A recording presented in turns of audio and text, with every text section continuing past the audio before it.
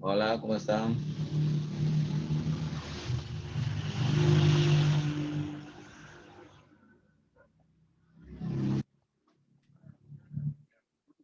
Profesor, buenos días. Buenos días. Ya, vamos avanzando hasta mientras que sus compañeros se ingresen, ¿ya? ¿Alguien de ustedes que está hasta el momento tiene algún problema con la asistencia? O sea, alguno de ustedes que tiene algún problema en cuanto a sus notas de asistencia. ¿Alguien me podría decir de una vez para chequear en la plataforma? Porque hoy día entrego notas de primera unidad.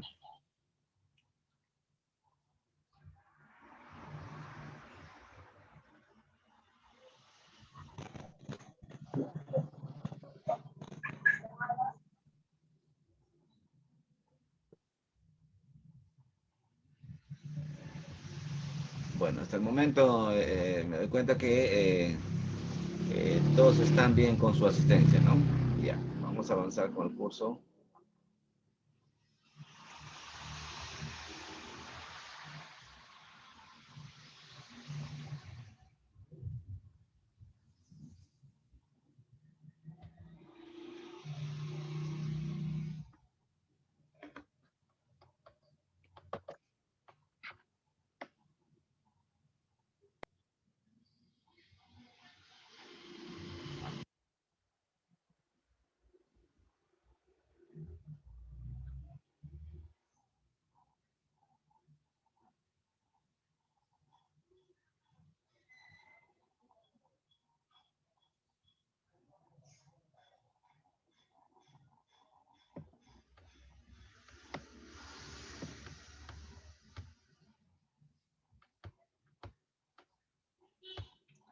Ya, entonces vamos a compartir la pantalla para continuar la exposición estamos en la administración de medicamentos, ya por vía no parenteral habíamos dicho, ¿no? Entonces iniciamos una nueva unidad, ya, entonces vamos a entrar ya a la administración de medicamentos por las diferentes vías, como ya veíamos, ¿no? Entonces, otra vía de la cual administramos medicamentos es la vía sublingual, ¿no? En donde los medicamentos se administran por debajo de la lengua, ¿no? Los cuales son absorbidos por los capilares que se encuentran debajo de la lengua, ¿no? Ahí están las glándulas secretoras de saliva, pero también tenemos tejido, ¿no? Lo cual nos permite absorber ciertos medicamentos que son preparados para esa área, ¿no? Entonces, hay que tener en cuenta que ubicarlo debajo de la lengua, ya como está la imagen, no sobre la lengua, debajo de la lengua. Y una vez cuando nosotros administramos el medicamento, por ejemplo, el más común que se utiliza debajo de la lengua es el captopril, ya indicarle al paciente que no lo degluta, o sea, no trate de pasarlo, sino que se absorba ahí, ¿no? Que se mantenga en esa área, ¿no? Entonces, ahí tenemos varias glándulas, ¿no? En el cual nos permite, Buenos días, recién ingreso. hola, buenas, ¿ya? Y nos permite la absorción de los medicamentos. Ahora, hay una pregunta acá, ¿ya? Acá hay una pregunta que siempre se la hacen, ¿ya? En esta vía de administración, ¿ya? En esta vía de administración.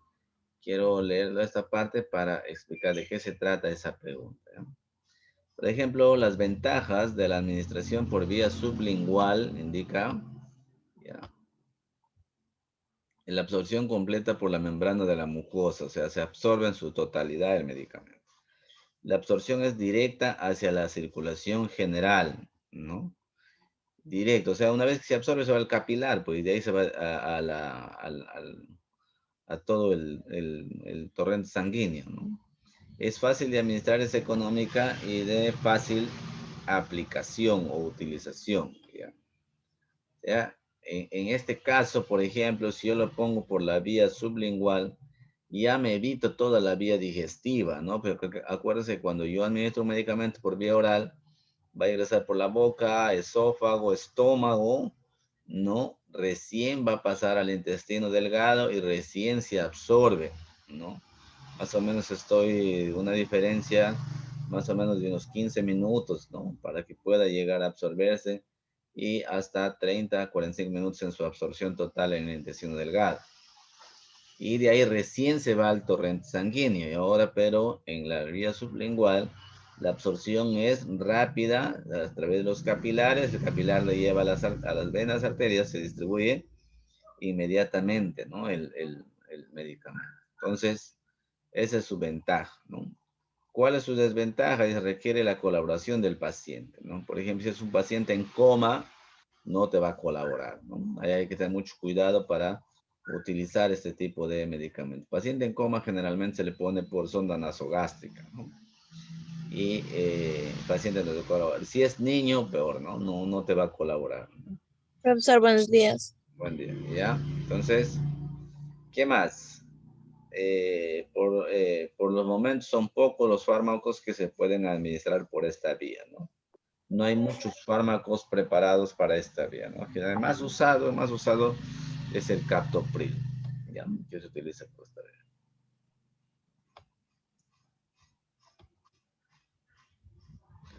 Otra vía de administración, decíamos, no parenteral, que es la vía rectal, ¿no? A través de el recto, ¿no? A ver, un voluntario para leerlo, por favor. Yo, profesor, Yo, profesor. Adelante, adelante, ¿eh? el fármaco se introduce en el organismo directamente supositorio o con la ayuda de algún mecanismo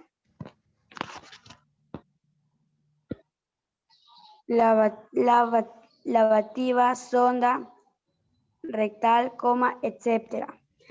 La absorción se realiza a través del plexo hemorroidal, el cual evita en parte el paso por el hígado antes de incorporarse circulación sistemática.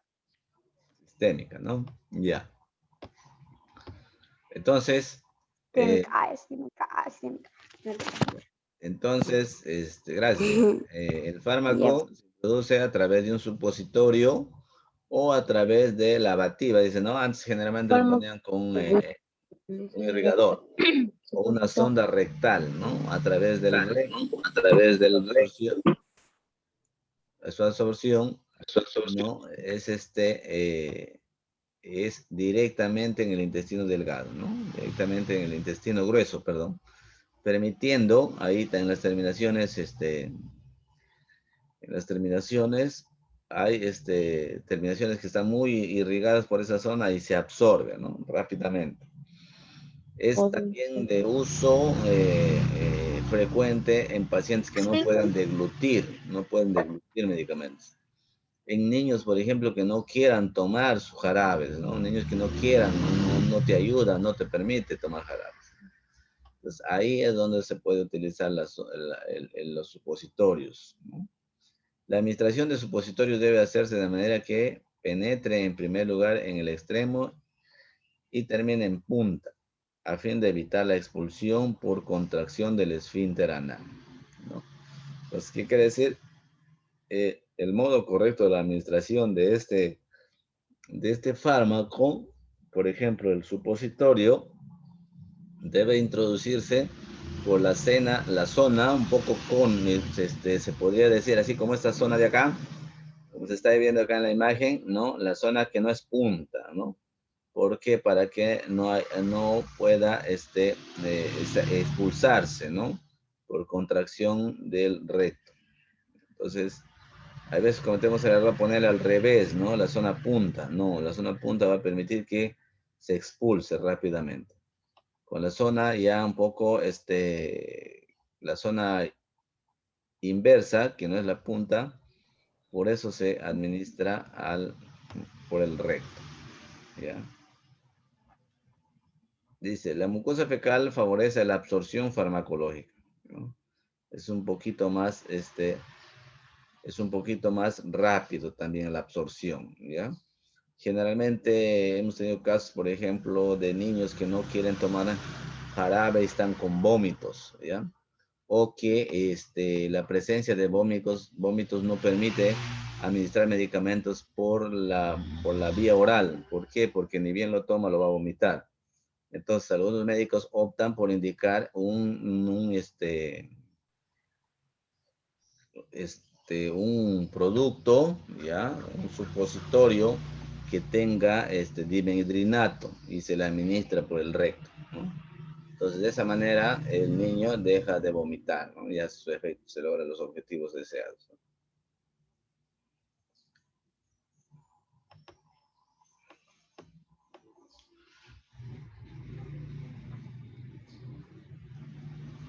Dentro de los procedimientos, la bioseguridad es muy importante, chicos.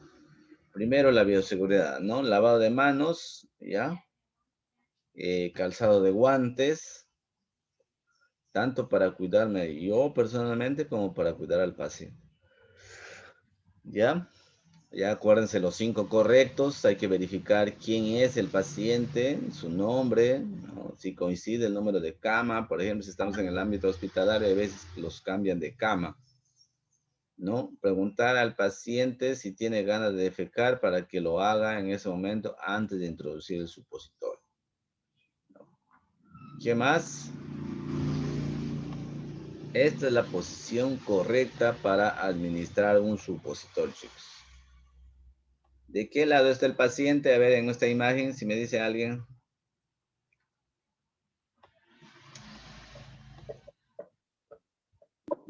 Está acostado así. A ver cómo se ve, no se ve bien este teléfono. Muy bien. Acostado la parte derecha. Profesor, está al Está costado. recostado. ¿Qué costado? ¿Izquierdo o derecho? Derecho. Derecho, profe, para que le SSI, pero Efectivamente. Tiene que ser la administración de enemas o supositorio. Se coloca al paciente en decúbito lateral derecho.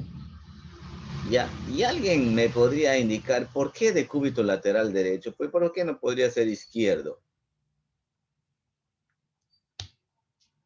De repente alguien ha leído un poquito más en anatomía.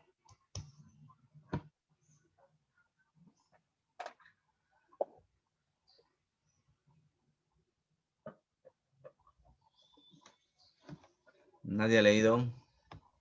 eso yo creo que porque por ahí hay, por algunos órganos, algo así le Ya. A ver.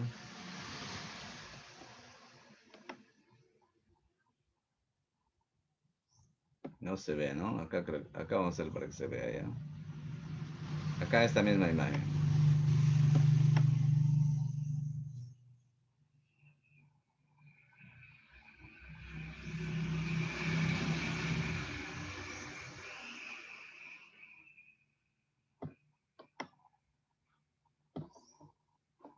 Ya.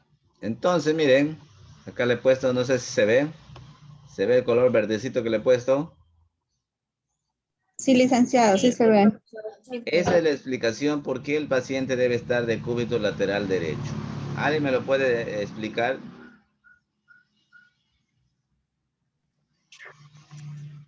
Para que ingrese rápidamente al intestino. Ya. Miren, ver, chicos.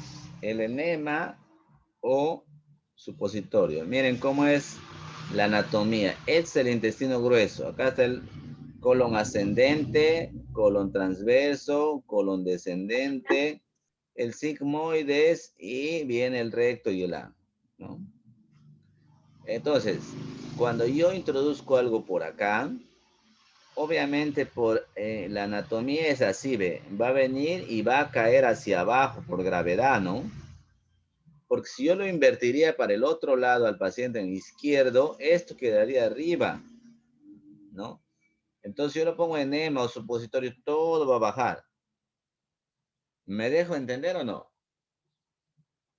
Sí, licenciado. Sí, profesor. Claro. Y por ejemplo, si Sí, yo lo pondría un licenciado. enema, este sería, si lo invierto de cúbito lateral izquierdo, esto pasaría a la parte de arriba, ¿no? Entonces cuando yo introduzco líquido, todo va a regresar. Entonces ahí es cuando mis alumnos, a veces los mando a poner enemas, en el hospital, y me dicen, profesor, todo sale, ¿no? Entonces yo les digo, pero en la clase, ¿qué hemos dicho? Y me voy a ver el estadio cúbito lateral izquierdo. Entonces, por anatomía, esto se hace así.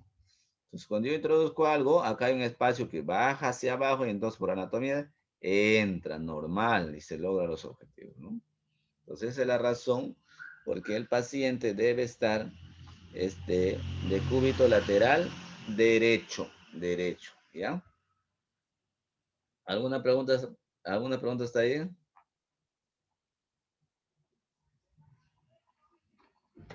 Nada, profesor. Ninguna, está bien entendido. Seguimos. Entonces, ¿qué dicen? Obviamente, en este procedimiento, chicos, si tienen oportunidad ustedes de administrar un enema o un supositorio, tengan en cuenta bastante el pudor del paciente, ya es muy importante, ¿ya? ¿Qué cosa es el pudor del paciente? O sea, su intimidad, mejor dicho, ¿no? Su intimidad. Si yo lo voy a administrar esto, por ejemplo, entonces tengo que taparle con su sabanita, ¿no? Las zonas que le incomoda a ella. Solamente me debe exponer la zona que yo voy a trabajar, ¿no? Entonces cubra al paciente con sábana de tal modo que solo queden expuestas las nalgas. Separe las nalgas que no se apoye en la cama y observe el ano. Compruebe que la zona esté limpia, verifique que la consistencia del supositorio y con el dedo índice de su mano dominante. Entonces, ¿qué quiere decir? La nalga que está hacia arriba, yo obviamente estoy con guantes, agarro, levanto un poquito, que se exponga el ano y ahí hago el trabajo, ¿no? Introduzco con mi dedo índice y si es un pequeñito, ubiquen el dedo meñique, de repente es un niñito, utilicen el meñique, ¿no? Y obviamente para los niños hay supositorios pediátricos, pues no son de adultos, ¿eh? Ten en cuenta eso. ¿Qué más? ¿No? En este caso, sobre todo en el caso de las mujercitas, es un poco más delicado por el tema del pudor, ¿no? Siempre nosotros cuando lo damos, le decimos, por favor, tápese o le alcanzas una sábana para que ella se tape, se acomode bonito. Entonces, eso le da confianza al paciente, ¿no? Le da confianza y te permite trabajar normalmente, ¿no? Y si es un varón, pues igual, ¿no? Decirle que se tape hasta donde él considere necesario y que solamente me exponga la zona anal, las nalgas, para poder yo introducir el supositorio o enema. Ahora, jamás hagan eh, gestos en su cara, por decir gestos de desagrado, gestos de risa, gestos que no te vienen al caso, ¿ya? Porque eso hace que el paciente no te permita dar la zona para que puedas trabajar, ¿no? Si haces un gesto, de repente hay veces cuando son abuelitas, por incontinencia urinaria, a veces ahí se les escapa la orinita y ahí ves su interior está mojadito y huele a orina, ¿no? En ese sentido, no, algunos tienden a hacer su cara feo por el mal olor, ¿no? Y a veces encuentras también mal olor de genitales, ya, pero eso ya no es causa de nosotros, solamente debemos trabajar y después, si es un adulto mayor, hablar con el familiar lo que has podido evidenciar. Por ejemplo, sucede en casos, chicos, varios casos he tenido acá en el hospital. Por ejemplo, que yo me voy a poner una sonda Foley, ¿ya? Obviamente la sonda Foley en el caso de la mujercita se le pone por el meato urinario, ¿no? Que está bien pegado a la vagina. Entonces nosotros cuando hacemos la higiene de la vagina nos damos cuenta que hay presencia de secreción amarillenta, verdosa, blanquecina, ¿no? Y a una mujer a partir de los 50 años no debe tener eso, ¿no? Entonces nadie, a cualquier edad no debe tener, ¿no? Son infecciones. Entonces obviamente yo hago el procedimiento, hago una buena asepsia y después se habla con el familiar para que ya lo vea un ginecólogo, ¿no? Por el cuadro que está pasando. Yo veo, señor, secreción, eso no es normal, secreciones y que están malolientes, ¿no? Hay una infección en el canal vaginal, sería bueno que le examine el médico. Entonces el médico viene, solicita, bueno, o si tienes conocimiento, tú solicitas su examen de secreción vaginal y ahí sale qué es lo que tiene, tratamiento y listo. Entonces, de esa manera se trabaja con este producto y este procedimiento.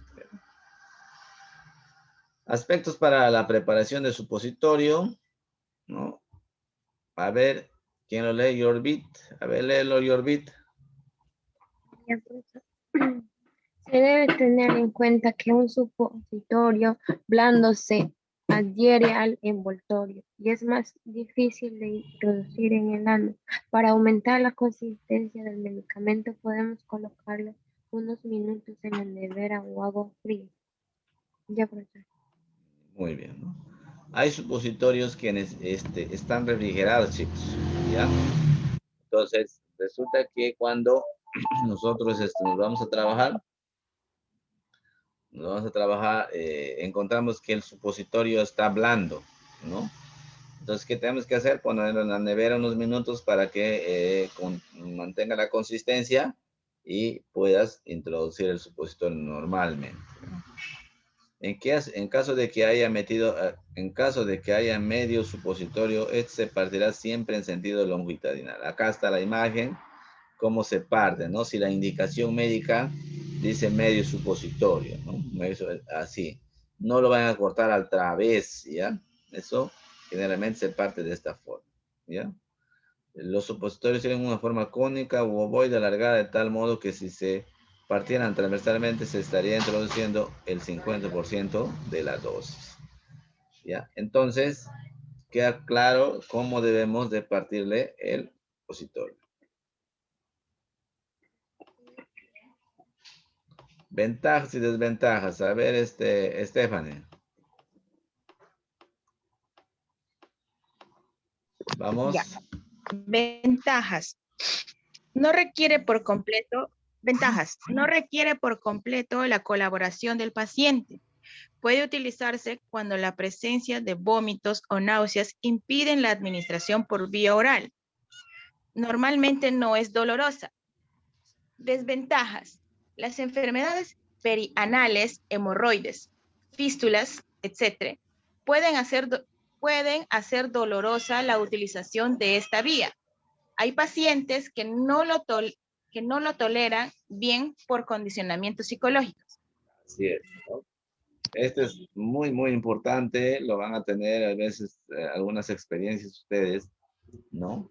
En el caso de las desventajas todavía, ¿no? Cuando hay pacientes que sufren de hemorroides, que sangran, o algunas fístulas que presenten por esa zona, es muy doloroso para el paciente, ¿no? En ese caso no se utiliza, por eso hay que preguntarle bien. Y otro caso también es que, sobre todo en los varones, ¿ya? Sobre todo en los varones, ustedes se van a dar cuenta de que no permiten que alguien les toque el ano, ¿no? No permiten. Raras veces son o tienen que estar muy mal para que permitan que se le introduzca algo por esa zona, ¿no? Es más, yo he tenido pacientes ya Profesor, buenos días. sobre todo los adultos mayores, ¿no? Es más, ellos han salido con alta voluntaria del hospital, pero no se han dejado poner enema, por decirlo. ¿Por qué? Porque no, a él no lo deben tocar esa zona y listo. Era un paciente de 65 años. Y se fue, no se quiso operar, ¿no? Era para hacerlo, para operarlo, pero teníamos que aplicarle un enema para que limpie todo el colon, esté limpio en el momento de operarlo. Pero no aceptó, no, dijo, no, a mí nadie me va a tocar esa zona, nadie me ha explicado que me van a poner esto. Bueno, son sus, como dice acá, son sus razones de la persona y nosotros no lo podemos olvidar. Firmó su alta voluntaria y se fue, ¿no? Es un poco incómodo, pues, en el caso de los varones sobre todo, ¿no? ¿Ya? ¿Qué más? Otra vía de administración es la vía inhalatoria, ¿no? Bien. ¿Alguna pregunta en cuanto a supositorios?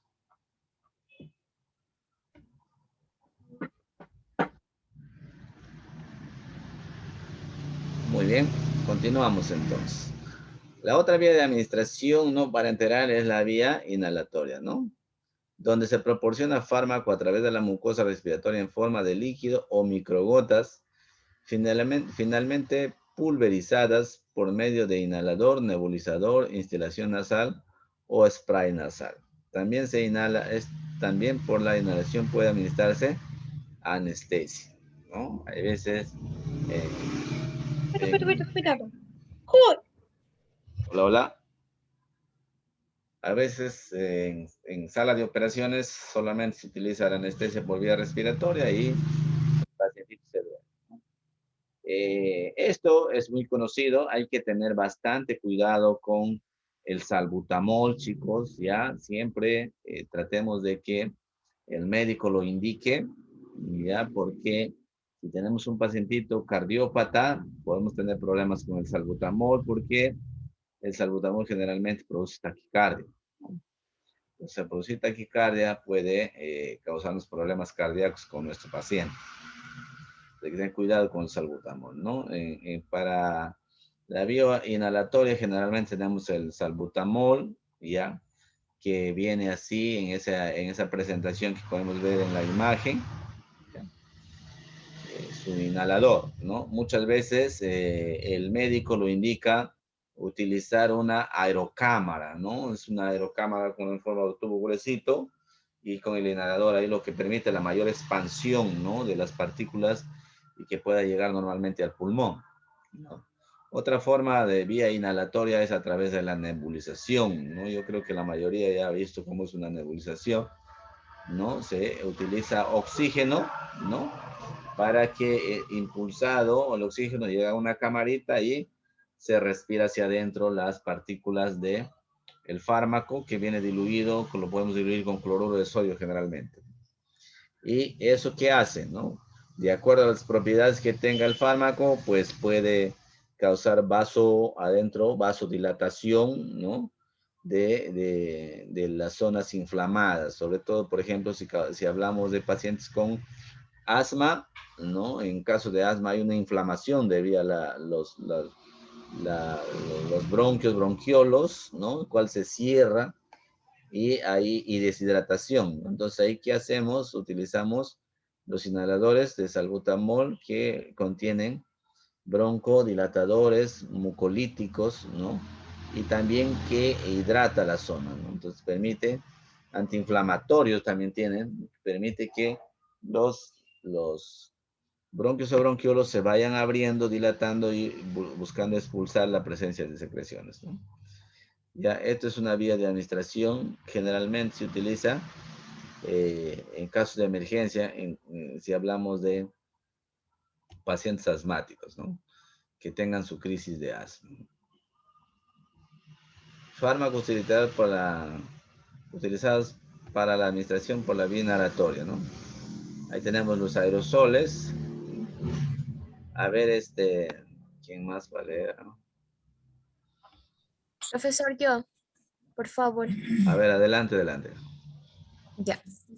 Fármacos utilizados para la administración por vía inhalatoria. Aerosoles. Son dispositivos que contienen soluciones o suspensiones de un principio activo, envasadas en un sistema a presión de manera que al accionar la válvula se produce. ¿Se produce? Ya. Sigue. Inhaladores. Es un dispositivo médico utilizado para suministrar un medicamento en forma de partículas de polvo al organismo a través de los pulmones y de aquí a los tejidos blandos. Ya, Ya. profesor. Tenemos, por ejemplo, el inhalador y es un espaciador, la aerocámara que se llama. Acá se pone, acá tenemos la imagen, acá está el inhalador, acá está la aerocámara. Se hace el puff, ¿no? Se aprieta y vamos a tener el desprendimiento de una cantidad de productos que van a ayudar en la vía respiratoria, ¿no? Esta aerocámara ayuda a expandir, ¿no? Y ahí el paciente lo aspira como cansado, pedimos que respire como cansado y pueda entrar hacia los pulmones todo el medicamento que está indicado, ¿ya? Acá es el caso de nebulización, como les decía. Acá tenemos nebulizadores, este es el nebulizador, acá está la camarita. Este se conecta al oxígeno y por acá llega a la nariz y la boca del paciente, ¿no? Generalmente se utiliza 10 a 15 minutos, ¿no? para poder nebulizar. A ver, ¿quién levantó la mano? Vela, ¿quién vela? Nebulizadores son dispositivos que hacen pasar una corriente de aire sobre un líquido que lleva al principio activo en disolución. Se generan partículas uniformes y muy finas del principio activo, entre paréntesis líquido, que son inspiradas junto con el aire que inyecta al nebulizador. Este sistema permite que el fármaco penetre más profundamente en las vías aéreas. Ya, entonces, aparte de que lleva el principio activo, ¿no? Podría ser salbutamol, se utiliza acá en esta camarita, yo lo puedo poner, por ejemplo, salbutamol, te dice 10 gotas de salbutamol, ya, lo pongo 10 gotas y se diluye en 5 o 10 cc de cloruro de sodio, ¿no? De esa manera, esto está, aparte de que va a entrar el principio activo, el cloruro de sodio va a entrar a hidratar esa zona, ¿no? Porque esa zona se deshidrata, ¿no? Como es un alergeno, el que entra al pulmón, inmediatamente busca defenderse y crea moco adentro, ¿no? Secreción. Entonces, al crear moco, saca líquido de todas las células de ahí de esa zona para formar moco, ¿no? Entonces, y ahí los tejidos, las células se deshidratan, pues porque dan el líquido para formar el moco. Pues por eso es necesario con la nebulización, ayudamos a que ese moco se espectore, se movilice, ¿no? Se desinflame toda la zona y con el cloruro de sodio estamos ayudando a que se hidrate la zona. Entonces que el paciente sale rápido de una crisis asmática. Chicos, entonces de esta manera se utiliza la nebulización, ¿no? Vamos a ver un poco más de nebulización acá. A ver, JD, léelo por favor.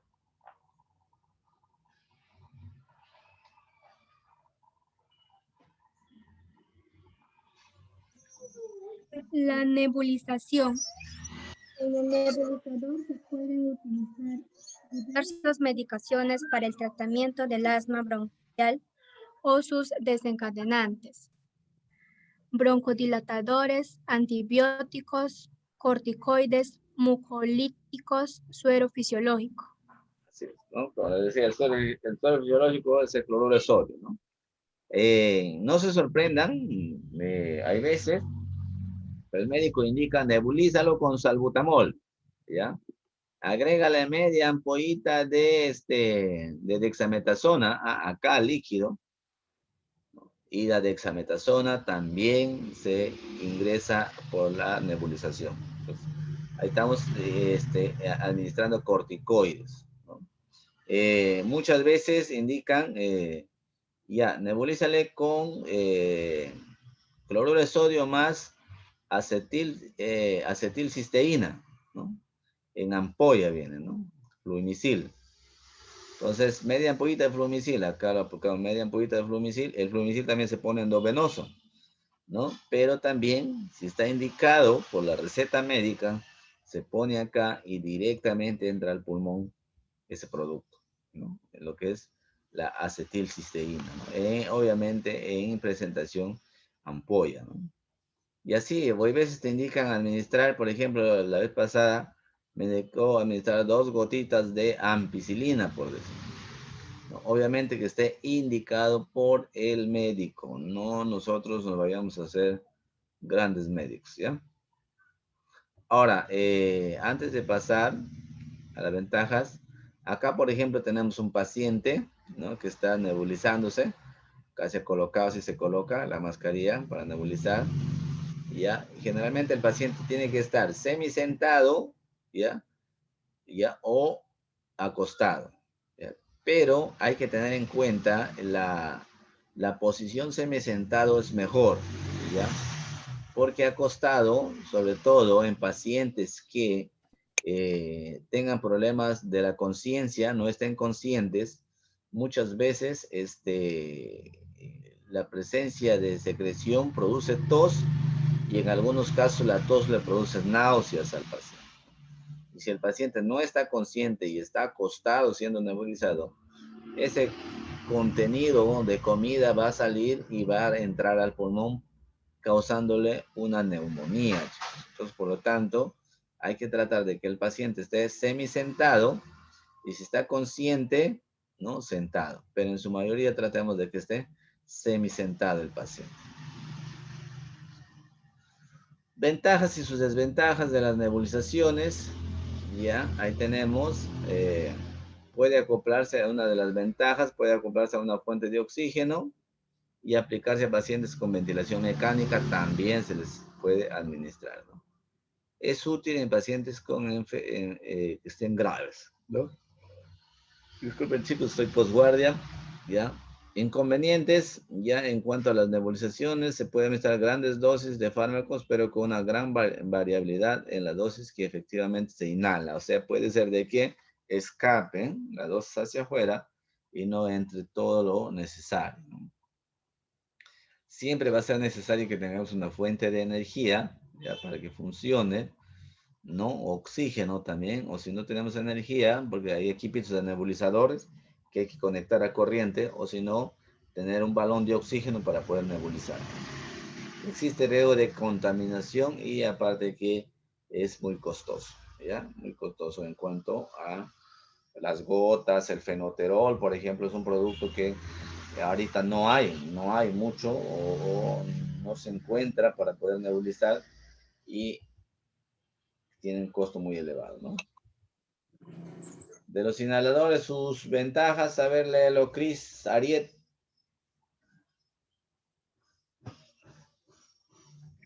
Profesor, Cris Ariet tuvo problemas con su señal. Ella donde vive es una parte donde que no llega mucho la señal. A ver, Jovitz, tu anama. Profesora, acá ya estoy. Gracias, Martita. Ahí está, esa es la voz. Vamos. Ya, compañera. Habéis venido de rápido y corrido. Esta chica es una maratonista. Vamos, Cris, lee, por favor. Las ventajas de inhaladores. Acceso rápido del sistema respiratorio. Inicio de la acción de medicamento de